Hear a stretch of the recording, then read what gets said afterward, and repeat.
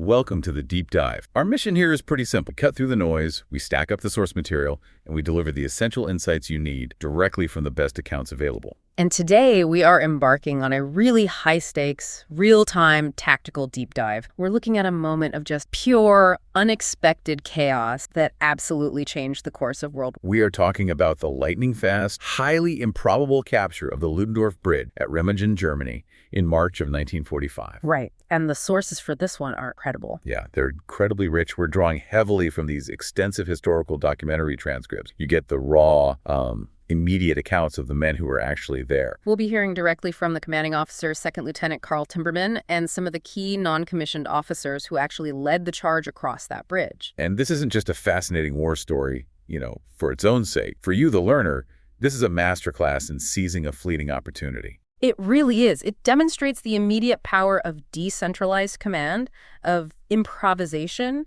and it proves how the raw courage of just a handful of, ordinary American soldiers can completely bypass years of sophisticated military planning. And reroute the entire strategic course of a global war. Exactly. So to really grasp the gravity of this deep dive, we have to set the strategic stage with the ultimate the River Rhine. Just imagine. For 9 long months after D-Day, Hitler's armies had been pushed back and back through France, Belgium, all the way into the heart of the Reich. They were running out of everything, but they had one massive, uncompromising the Rhine. And it's not just a river, it is a monumental barrier. It's a final, non-negotiable line of defense. The Allies knew that the success of the entire campaign hinged on getting armies across this one massive river. And every other significant bridge along its entire, 800-meter width, stretching from Switzerland all the way north. All of them, already destroyed by the retreating Germans. So crossing the Rhine was, it was universally recognized as the hardest, the bloodiest, and probably the costliest task left for the Allies. If the Germans managed to hold that line, the war could have been prolonged for months. We're talking hundreds of thousands of lives. The Ludendorff Bridge, then, standing there unexpectedly, was the golden ticket. It just bypassed all that planning and all that predicted carnage. Okay, so let's unpack the grand strategy and introduce the specific, pretty unglamorous mission that brought Company A to the right place at exact time. Absolutely. Let's start with the big picture. Operation Lumberjack. Right. So leading up to March 1945, Allied leadership under Eisenhower, they'd agreed on a very clear strategy, the main effort for crossing the Rhine. And that was a massive operation, Operation Plunder, led by the British General Bernard Montgomery. Montgomery was the designated spearhead. He was given the bulk of the resources, the massive air support, everything. His primary objective was to cross the lower Rhine and just push deep into Germany's industrial heart. Okay, so that's the baseline. Meanwhile, further south, you have the American forces. And they're conducting Operation Lumberjack. And their mission was, it was fundamentally different, much more limited. How so? They were tasked with reaching the west bank of the Rhine, clearing out any remaining German armies who couldn't get across, and then stopping. That's the key part. They were specifically ordered not to attempt an assault cross. So the standard operating procedure was delay. The assumption was the Germans are going to blow every bridge, so the Allies would have to painstakingly build these massive pontoon bridges under heavy fire. Which would require specialized engineering battalions, a massive logistical buildup. Yeah. And you have to anticipate just heavy casualties and a long, drawn-out delay. A delay measured in weeks, right? Maybe even a month or more. Depending on the resistance, yeah. But then we introduce the specific unit that just accidentally stumbles into history and completely shatters that. The 9th Armored Division. And specifically, we're following the 27th Armored Infantry Battalion, the foot soldiers of that division, and in particular, Company A. So what was the 9th Armored's reputation? Well, they were activated back in 42, built for mobility, for firepower, the standard for an American armored division. To give you an idea of their scale, we're talking about 10,754 men, 245 tanks, 72 artillery, a serious fighting force. But they weren't like specialized group, right? Yeah. Not Rangers or paratroopers. Not at all. A regular standard issue armored infantry unit, but they had certainly seen their share of brutal fighting. The Battle of the Bulge. Oh, yeah. During that desperate winter conflict, they earned this very revealing nickname, the Phantom Division. The Phantom Division. Why? Because they took such catastrophic casualties during that German counterattack that the Germans actually announced their total destruction. Not once, but twice. Wow. So this was a unit that was hard-bitten, experienced, and deeply familiar with the worst realities of war. And now we meet the man leading Company A into this pivotal moment, a man whose personal story is, it's deeply intertwined with the very place he's about to conquer. Second Lieutenant Carl Timmermann, and the irony surrounding him is just astounding. Go on. He was a 22-year-old rookie lieutenant. He had only taken command of Company A the day before, March 6, 1945. The day before. Talk about pressure. A rookie leading hardened combat vets into this. And the connection to Remagen is just can't make this stuff up. He grew up in West Point, New York, but he was actually born less than 100 miles from Remagen, Germany. Wait. His father had served in the U.S. Army occupation forces after World War I, but then tragically deserted his post in 1919. And that act just shadowed Timmermann's entire life. So he was carrying this massive, heavy personal baggage. It wasn't just a job for him. It really wasn't. He talked about having a difficult childhood, facing taunts and shame because of his father's desertion. When he joined the military, he had a very clear personal mission. To right a wrong. His motivation was to correct that stain on his family name. He told himself, and this is a direct quote from I'm going to make it right. So this young man, suddenly in command, driven by this intensely personal mission to make it right, is given the most mundane set of orders imaginable. His initial orders were the very definition of unglamorous. Mop up German resistance west of the Rhine, clear the town of Remagen, and secure the bridgehead. And crucially, the universal assumption was that the Ludendorff Bridge would already be blown sky high. His job was clear the debris. The plan was to stop. But destiny and German logistical failure had other plans. They were about to stumble into the single greatest opportunity of the war's final phase. Yeah, let's follow them as they enter the town. The transition from the dense woods outside Remagen into that valley must have been stark. It was. As Company A began its approach, they were met with what the men later described as an awesome sight. This picturesque town on the banks of the Rhine, and there it was. The massive, double-tracked Ludendorff Railroad, possibly. Still standing. That sight must have been electric. Yeah. I mean, disbelief mixed with absolute terror, because if it's still there, the Germans are just waiting to blow it in your face. Right. But their immediate priority wasn't the bridge. It was survival.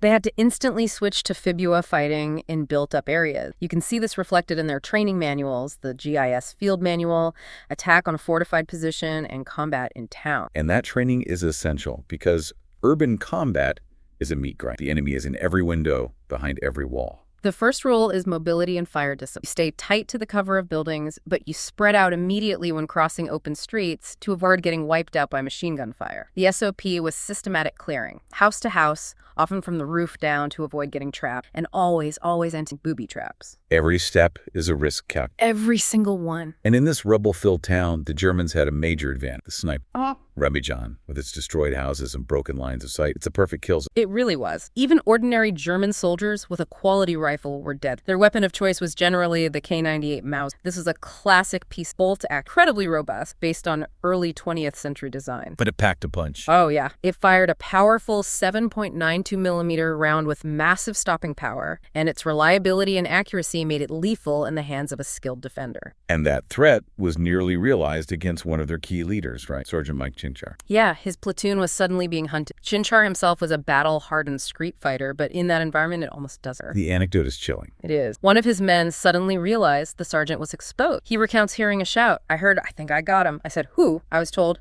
a German. He was going to shoot you in the city square. Yes. Yeah. That's the razor-thin margin between life and death right there. One sniper could have paralyzed the entire advance. But the danger wasn't just silent. As Lieutenant Jim Burroughs' men pushed into the main square, they were completely pinned down by one German machine gunner. Just one. That position was dominating the entire approach to the river. And the weapon was the notorious MG-34. The MG-34, a phenomenal general-purpose machine gun. You can recognize it by its circular, perforated, air-cooled barrel. It had this astonishing rate of fire, a blistering 900 rounds per minute, trying to cross an open area covered by that.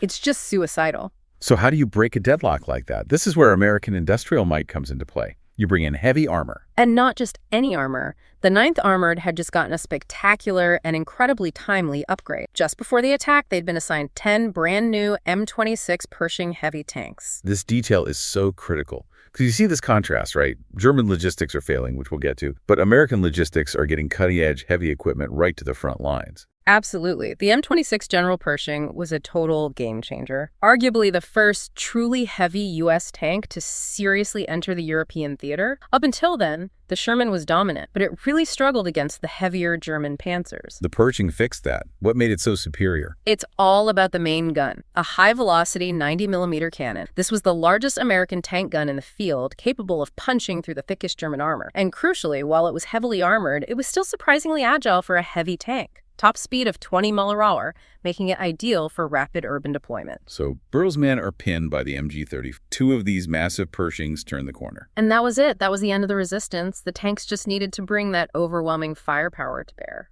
One well-placed 90mm round obliterated the German, and with the Pershing's presence, resistance in Remagen, it melted away, cleared the path right to the bridge. Okay, so Timmermann's initial mundane mission is complete. Town's clear bridge approach is secure, but the bridge itself, still standing, triggers this frantic, confused reaction from the German command. Yes, the Germans were in a state of terminal confusion. Major Hans Scheller, the commander of the defenses, had only just arrived that March 7th. He was immediately faced with two completely contradictory pressures from his high... An impossible position. What was he being told to do? Pressure one was tactical necessity. Scheller had to keep the Ludendorff Bridge open. Why? Because the entire German 67th Corps, tens of thousands of men, tanks, truck, was still trapped on the west bank of the Rhine and needed that bridge to... If that entire corps is captured, that's a strategic catastrophe for the Germans. Precisely. They needed that as well. But pressure, too, was strategic survival. Scheller also had immediate orders to blow the bridge to stop the Americans from getting across and opening the door to the German heartland. He's damned if he does, damned if he doesn't. Literally. Executing one order means abandoning thousands of his own soldiers. Executing the other means letting the enemy across the final defense. And when the Americans...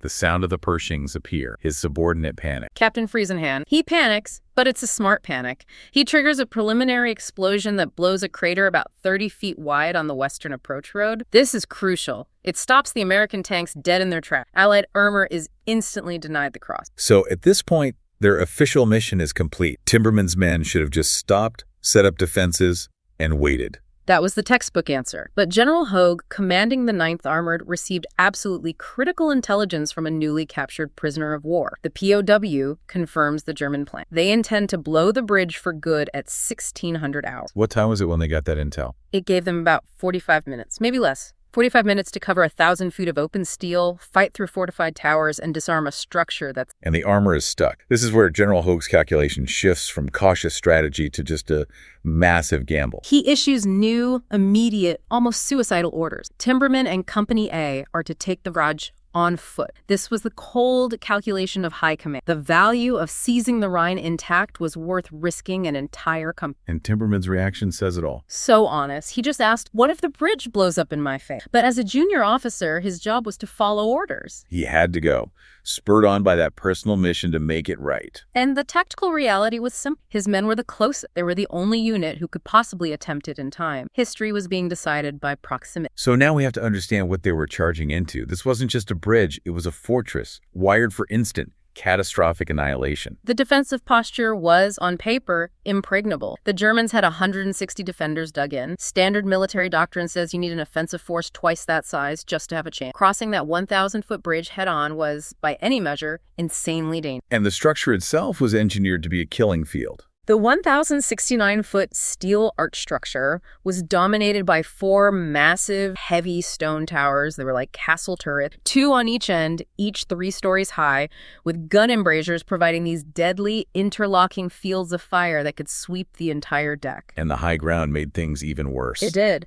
The bridge was completely overlooked by the 600-foot-tall cliffs of the Erpeler Lay, which bristled with heavy anti-aircraft positions, flak cannon, and these 20mm and 37mm cannons designed to shoot down planes could be depressed to fire directly down onto the exposed bridge. So they're facing fire from in front and from above. Constant, high-caliber suppressive fire. And that's before we even get to the demolition design. The bridge was built during World War I, and it was specifically constructed to be destroyed instantly. It was intrinsically suicidal. This is where the engineering deep dive becomes critical to understanding the failure that followed. Let's detail that system. It wasn't just a few sticks of dynamite. No, this was a highly redundant. You had a primary circuit, 60 small demolition charges, each with about 8 pounds of strong right under the railroad track. That would rip up the rails and deny an immediate cross. But the real structural damage that came from the massive charges. That's the secondary circuit. It linked to a... So to even give the infantry a chance, those Pershing tanks on the approach ramp had to suppress the German firepower. They were absolutely crucial. They immediately opened up at what was basically point-blank range, rapidly taking out the German flak batteries on the Erpeler Lake cliff. And the source mentioned Sergeant Schaefer's tank having a dramatic encounter with a German train. A moment of pure war theater. A German train pulls into sight on the eastern bank. Schaefer's tank fires, and the 90-millimeter high-explosive round just rips into it, stopping it cold. With his flak position suppressed, Major Scheller knew he couldn't any longer. He reluctantly gives the order to blow the bridge, effectively signing the death warrant for the 67th Corps, still on the west bank. Captain Friesenhand turns the key to trigger the massive second silence. He tries again. Nothing. The main electrical circuits failed. This was the first monumental strategic gift given to the Allies. But the backup system, the manual fuse, was still active. A German corporal volunteers to run out and manually set off the backup. At the same time, Timmermann, Sergeant Delisio, and Company A they're on the bridge, knowing it's about to blow up. And the explosion happened. The men said they saw the bridge literally lift off its foundation, covered in a blinding cloud of dust. And then the dust cleared, and the incredible possible sight, the bridge was still standing. The explosion, while massive, had failed to bring down the eastern tower, which was the crucial linchpin for the whole structure's collapse. This is the big question. Why? How did a massive explosion designed by WWII-era German efficiency fail to destroy a structure explicitly designed for demolition? And the answer is a brilliant distillation of the logistical chaos of the Third Reich in early 1995. The failure wasn't wiring or even bad luck. It was the German forces were desperately short on supplies. So they didn't have the right explosives. They were forced to use inferior industrial-grade explosives instead of proper military. They were using something called Donerite. What's that? Like for construction? Exactly. It's an ammonium nitrate-based fuel explosive in a quarry. The crucial distinction is that Donerite is a low velocity. And what does low velocity mean when you're trying to destroy a massive steel bridge? It means it relies on a large volume of expanding gas to push and lift a structure.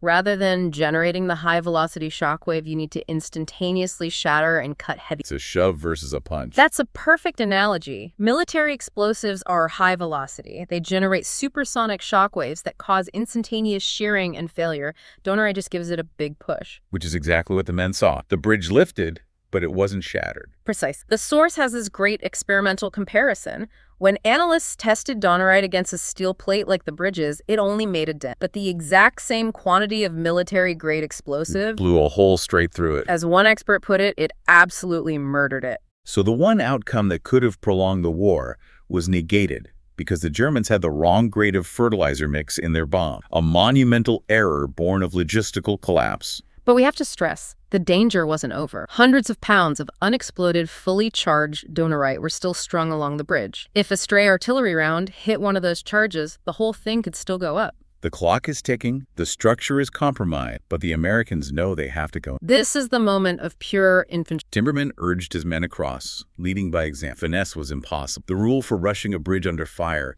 is restless. You cannot zigzag. You stick close to the steel girders for cover, you avoid the exposed middle, and you keep moving. The primary command was simple. You stop, die. Sergeant Delisio's quote really captures that desperate feeling. The only thing that was in my mind was to get off that bridge. Survival was speed. And just as they reached the point of no return halfway across, they ran straight into a lethal crossfire. Direct fire from the machine gun positions in the stone towers. And then they were hit by flanking fire, enfilading fire from snipers hidden in a sunken barge upstream. Enfilading fire is a nightmare. It means the enemy fire comes from the side, running right down the entire length of your line. The GIs were completely exposed with nowhere to hide. They immediately had to rely on the armored support they'd left behind. Timmermann called on a Sherman tank to take out the sniper. The Sherman's 75-millimeter gun was devastating again. It just ripped into the barge and ended that threat. But the towers were still spitting fire, and the Germans had upgraded their weapons inside. Yeah, they had. The GIs were now facing the terrifying MG-42, the Hitler's buzzsaw. It could spew out up to 1,500 rounds per minute. It just chewed through ammunition. And against infantry on an open bridge, it was a terrifyingly efficient killing. And when the GIs tried to provide their own cover, the limitations of their own weapons became painfully. Yeah, most of them carried the M1 carbine. It was light, great for long march, but its specialized cartridge had a short, effective range, around 100 yards. It was just insufficient for this kind of fight against fortified machine guns. They were severely outgunned. So once again,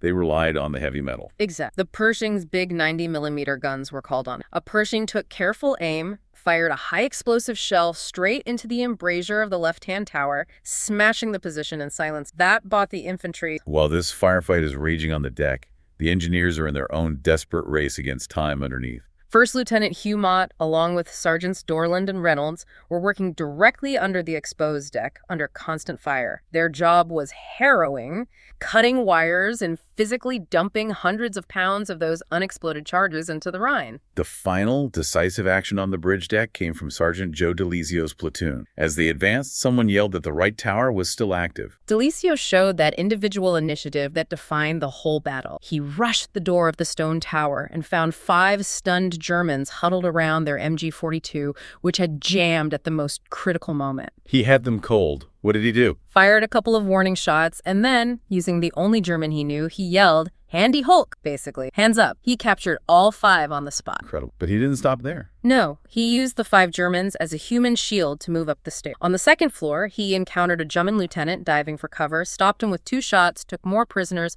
and then, in this phenomenal display of aggression, he physically threw the heavy MG-42 out of the gun aperture, eliminating that threat permanently. At the same time, Chinchar's platoon stormed the left tower, and Lieutenant Mott, the engineer, found the final crucial piece of the puzzle. Mott found the metal tubing carrying the main electrical cable to the primary charges, the ones that had failed earlier. He just rendered the whole circuit useless by firing 3 rounds from his M1 carbine right into the cable. The demolition system was now officially dead. And here is the fact that continues to stun his story. Despite the hail of fire, the terrifying enemy weaponry, the structural compromise, Company A captured the Ludendorff Bridge without suffering a single fatality. It is an absolute miracle of timing, luck, and tactical execution. 0 loss. They secured the bridge, but their job was only half done. Now they had to secure the foothold on the eastern bank, specifically clearing that imposing railroad tunnel burrowing into the cliff. Another dangerous bottleneck. DeLizio and Sergeant Creusy were sent. They used classic, brutal, bunker-clearing tactic, throwing hand grenades deep into the dark, curved mouth of the tunnel. And the result was chaos. Total chaos, but effective. German troops, along with terrified civilians who'd been using the tunnel as a bomb shelter, started streaming out. And amidst that chaos, Major Hans Scheller, the commander who ordered the failed demolition, slipped away. Reportedly fled out the back on a bicycle, but his flight was short-lived. The loss of the bridge sent shockwaves straight. Hitler was, well, he was incandescent. He personally ordered Scheller to be court-martialed and immediately shot by firing squad. The stakes were absolute. Life or death. But the troops on the ground still faced danger. Securing the bridgehead meant taking the high ground, the 600-foot slopes of the Erpel, and this proved far more difficult and costly than the bridge assault itself. Burroughs' platoon, following Company B, began their slow ascent and were immediately pounded by heavy fire. The Germans had repositioned 20mm anti-aircraft casualties mounted quick. Schultz was hit in the leg, Merrick by shrapnel. They found a truly grisly sight ahead, an entire squad from Company B wiped out by cannon fire. They were trapped. Their only option was to rush the heights. Which they did, throwing themselves forward into the cannon fire. Miraculously, they reached the top and found the enemy had abandoned the fight. Bridgehead was finally truly secure. News of the captured bridge sent a jolt of exhilaration through Allied high command. This was the strategic pivot point Eisenhower desperately needed. Eisenhower immediately understood the magnitude. This one capture completely superseded the original strategy. He immediately directed his commanders to drive at least 5 divisions, tens of thousands of men across that bridge as fast as humanly possible. And as we said, Hitler's reaction was catastrophic. He ordered all available troops, artillery, and his most advanced weapons to annihilate the Americans at Remagen. They knew they were in for a brutal counterattack. The war had suddenly concentrated all its fury on this one small structure. The Allies wasted 0 time. The first Sherman tanks crossed just after midnight. Within the first 24 hours, an astonishing 8,000 men had poured across, rapidly expanding the perimeter. By March 8th, they'd already captured the German town of Unkel to the north, creating a viable defensive line. American logistics just swung into full act. But the German response was equally massive. They rushed hundreds of artillery pieces to the area. The sheer volume of fire was staggering. Between March 8th and 9th alone, they fired an estimated 3,000 shells at the bridge. They threw everything they had, including the monster mortar. The concrete-busting Karl 540mm super heavy mortar, a gigantic siege weapon. They rushed it to the area, desperate to take out the bridge. And did it have any effect? Ironically, much like the Donnerite, it failed. The source says the Karl mortar fired 11 rounds, but every single one of them missed completely before the machine broke down. The Allied defense against all this had to be equally overwhelming. It was. The Allies amassed what the source describes as the densest concentration of Allied anti-aircraft artillery ever amassed, around 672 AAA guns positioned along both banks of the Rhine, creating a steel canopy of defense. Which they needed, because starting on March 8th, the Luftwaffe launched a relentless wave of air attacks. Zugkäse, Focke-Wulf 19. They were determined to smash the bridge from above, but the German pilots made a critical and often fatal tactical. They flew up the river valley, didn't they? Precisely. To make themselves a smaller target, they flew low, directly up the river. But this put them directly into the full cumulative arc of fire of all 672 anti-aircraft guns at once. The crews just nailed them before they could even line up the bridge. The Allies quickly gained complete air superiority, claiming 26 enemy aircraft destroyed on March 12th alone. And when conventional methods failed, Hitler turned to his greatest psychological and technological asset, the Wunderwaffen, his wonder weapons. First came the Arado 234B2, the world's first operational jet bomber. Truly cutting-edge tech. It could scream in at phenomenal speeds, carrying up to 3 1,100-pound bombs. It attacked the Ludendorff. How did the Allied gunners react to seeing an airplane moving that fast? It was a shock, but the defenses were so dense that even the jet struggled. The crew saw it coming, going 2 or 3 times as fast as anything else, but the accuracy needed to hit a bridge at that speed made the missions almost impossible. Then came the ultimate weapon of desperation, the V-2 rocket. The Vengeance Weapon 2, the first ever long-range ballistic missile, a 1-ton payload, 200-mile range, a weapon of terror. And the Führer personally ordered its use against this one single small river crossing, a massive state. Between March 11th and 17th, 11 V-2s were launched from Holland, aimed specifically at the Ludendorff Bridge. But the V-2, for all its technological marvel, lacked the necessary accuracy for a point target. So the greatest precision weapon of the age wasn't precise enough. Exactly. All 11 V-2s missed the bridge complete. They landed, causing chaos. The structure remained standing. So the bridge held. For 10 brutal days, the Americans poured tens of thousands of troops across the Rhine, shattering the German defense. But the price paid for that incredible strategic prize was immense and tragic. For those 10 days, hundreds of U.S. Army engineers had swarmed over the crippled structure, applying desperate repairs under constant fire. Trying to stabilize a fatally compromised structure. Yeah, the steel was groaning under the weight. The engineers knew they were on borrowed time. And on the 10th day, March 17th, their luck ran out. Lieutenant Colonel Clayton Rust was on the bridge. He recalled hearing a terrifying sound, the unmistakable noise of a rivet shearing off, followed by a violent trembling vibration. He knew instantly the bridge was collapsing. A tragedy for the men who kept that vital line open. 32 U.S. Army engineers were killed in the collapse, and 63 more were injured. It was the ultimate tragic price paid for the bridgehead. Yet, despite that tragedy, the strategic victory was already secure. Holding the bridge open for those 10 days allowed 25,000 troops to cross and push deep into Germany. The true significance of Remagen wasn't just the tactical gain, it was the psychological realization on both sides. The capture of the bridge was the moment when both sides realized that the end of the war, with the Rhine broken, there was nothing. 6 weeks later, Hitler. And what makes this story so compelling, what we must constantly come back to, is who did this? Company A of the 27th Armored, not an elite group. They were ordinary soldiers in an ordinary. They got the job simply because they were the closest ones to the opportunity. Their success was entirely reliant on their solid basic training, their ability to improvise, and just sheer, unrelenting. Post-war, their action was recognized at the highest level. President Eisenhower publicly thanked the 27th, saying their action was beyond praise. He acknowledged that every man knew the bridge was mined and ready to blow. He said the losses, tragic as they were minor compared to the great prize. And the individual heroes were recognized. Lieutenant Carl Timmermann and Sergeant Joe DeLisio were both awarded the Distinguished Service Cross. And DeLisio, the man who cleared the tower single-handedly, he summed up the whole mentality of those GIs perfectly. He said, "To us at the time, it was just another job.